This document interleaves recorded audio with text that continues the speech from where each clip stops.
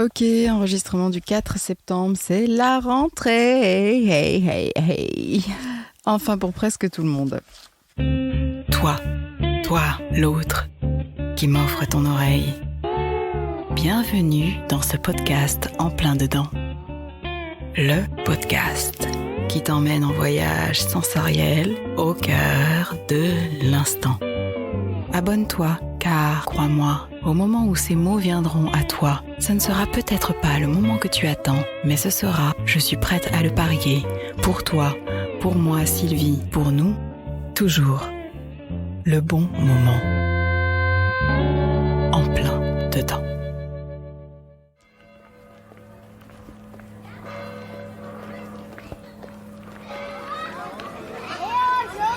Un éclair de panique dans les yeux de l'enfant au moment de mon départ, et qui n'a pas duré. Vite effacé par les promesses d'un beau jour à venir, tout rempli de jeux, de copains, d'attentions et d'aventures nouvelles. Parfois, souvent, les parents craignent et se plaignent du départ de leurs enfants. Je ressens à chaque fois le sentiment inverse. À chaque fois, c'est avec une joie intense que j'accueille, que je vis la nouvelle séparation, l'émancipation de l'enfant. C'est si beau, si beau. Un enfant qui quitte le nid, qui va habiter son autonomie, prêt à conquérir, changer, charger le monde et l'univers de sa prestance. Toi, t'es contente? Elle est gentille? Je peux passer des années assidues et attentives à les couver, les accompagner, les consoler, leur exhorter de se relever. Sacrifiant, si besoin est, mes heures et quelques-uns de mes désirs.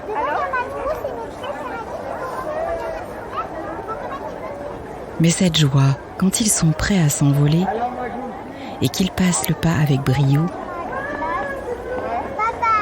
c'est simplement merveilleux. C'est la vie qui est à l'œuvre, qui pousse vers le haut et le devant. C'est comme l'envol des oiseaux. On observe chaque jour les oisillons grandir, grossir, se plumer dans le nid.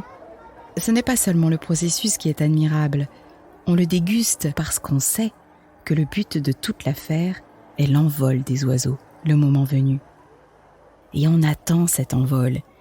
Il est potentiel chaque jour quand on observe la béquée ou les bébés qui dorment, serrés, au nid. Je me demande si la femelle hirondelle ressent un seul instant de tristesse quand ses oisillons s'aventurent hors du nid.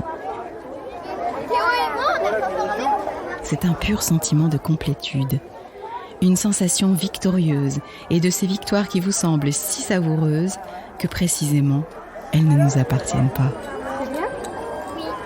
Malgré toutes nos attentions et tous nos efforts, on est juste les témoins, les spectateurs du miracle de la vie. Alors, comment s'est passée ta journée de petit cœur? Ne soyons pas tristes de l'envol de nos enfants. Soyons, au contraire, exubérants de joie. Soyons plus joyeux que l'enfant même. Assumons cette pleine extase. Nous qui avons si souvent joué à la poupée, sans qu'on ose croire qu'elle puisse un jour être douée d'une voix propre et devenir l'être de chair et d'année. Mais attention, après vous allez travailler, hein. Il va falloir bien écouter la maîtresse et le maître, hein. Elles sont énormes. J'ai oublié d'en prendre. Ah, si on nous disait, quand on est enfant, de prendre soin de la poupée pour qu'un jour, elle puisse enfin vivre sa vie de ses propres ailes.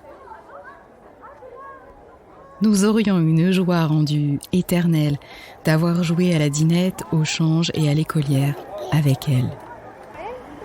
Nous serions adultes avant de l'être et nous le serions vraiment.